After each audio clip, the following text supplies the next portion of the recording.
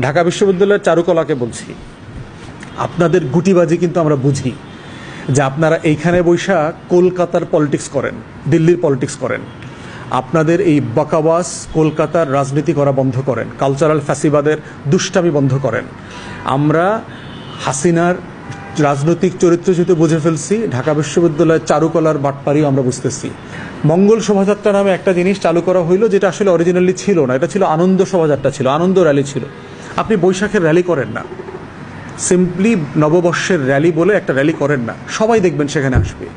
কিন্তু যখনই আপনি মঙ্গলের আশ্রয় নেওয়ার প্রশ্ন আসবে, আপনি যখন সূর্যোদয়ের সাথে সাথে সূর্য দেবতার পূজা করে তাকে ওয়েলকাম করে গান গাইবেন, এইটা অনেকের কাছে ভালো লাগবে না, এটা বাঙালি মুসলমানের কাছে ভালো লাগবে না। এর মানে সে এইটা না যে সে বাংলা নববর্ষের বিপক্ষের লোক। এই সিম্পল জিনিসগুলো, এই কালচারাল ফ্যাসিবাদ আমাদেরকে সার্বজনীন আকারে চাপিয়ে দেবার চেষ্টা করা হয়েছে। আমরা বারবার বলেছি আমাদের নববর্ষ উদযাপনটাকে সবার করেন। সবার কিভাবে করবেন? ঢেকিকে সামনে নিয়ে আসেন। ঢেকিতে পার পেরে, আমরা ছোটোবেলায় পার পেরেছি না? ওটা ঢেকি মুসলমানের বাড়িতেও ছিল, হিন্দুর বাড়িতেও ছিল।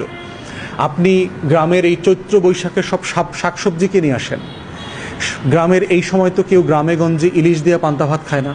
আমরা গ্রামের ছেলে বড় হয়েছি, গ্রামে তো কোনোদিন ইলিশ মাছ দিয়ে পান্তা ভাত খায়নি।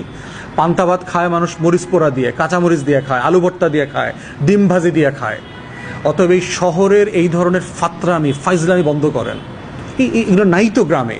আপনি যদি এটা আমার আচরণকে, আমার ট্র্যাডিশনকে, আমার ঐতিহ্যকে তুলে ধরতে চান, এটা সত্যতার সাথে করেন। এটাকে বাকাবাস করছেন কেন? ইলিশ মাছ হচ্ছে এই রাষ্ট্রের সবচেয়ে ধনী লোকের একটা খাবার, সেটাকে আপনি বলছেন আপনি সার্বজনীন। তাহলে ওই দিক থেকে আপনি একটা অন্য ধর্মের পূজনীয় জিনিস চাপিয়ে দিচ্ছেন। ইলিশ মাছ খাওয়ানোর না, আপনি একটা বুর্জুয়া ধনী লোকের প্র্যাকটিসকে গরিব মধ্যবিত্তের উপর চাপিয়ে দিচ্ছেন। তাহলে এটা সার্বজনীন কেন হচ্ছে?